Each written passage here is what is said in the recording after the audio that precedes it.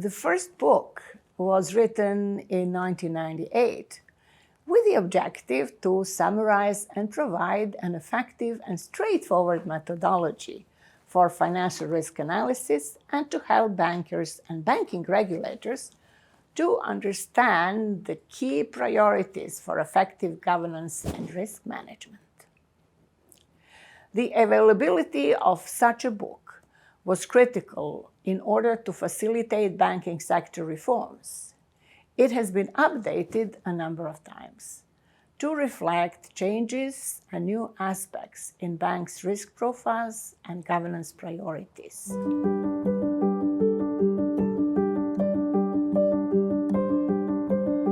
So the book starts off with a chapter on corporate governance, which has been expanded in this fourth edition to include a subsection on ethics, as ethics has become increasingly important because the ethics that drives an organization will also tell whether risk analysis principles are actually believed or simply complied with.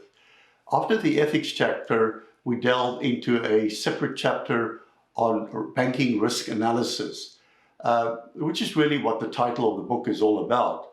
Trying to discuss the various techniques, macro type of analysis and then micro detail type of analysis.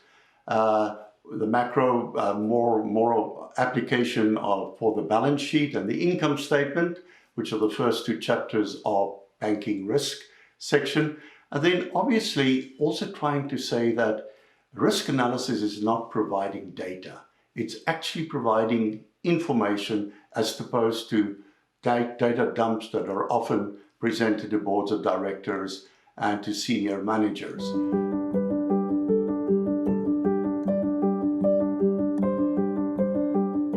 The publication emphasizes risk management principles and stresses that key players in the corporate governance process are accountable for managing the different dimensions of financial and other risks.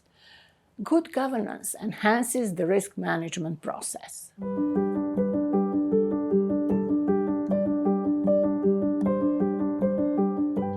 It helps the World Bank agenda on the corporate governance side, the ethics side, but as applied to the banking or the financial sector.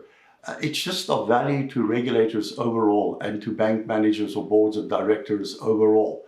Conflict with books that are written about the detailed banking risks. There are many, many excellent books on specific topics such as market risk, liquidity risk, credit risk. This is a book that provides an overview, and we hope we have succeeded in that.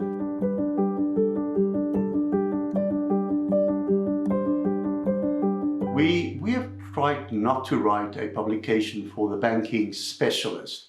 We've tried to provide an overview for those people who are tasked with governance in the banking sector, regulating the banking sector, or even politicians are interested to gain an overview of what banking and corporate governance is all about.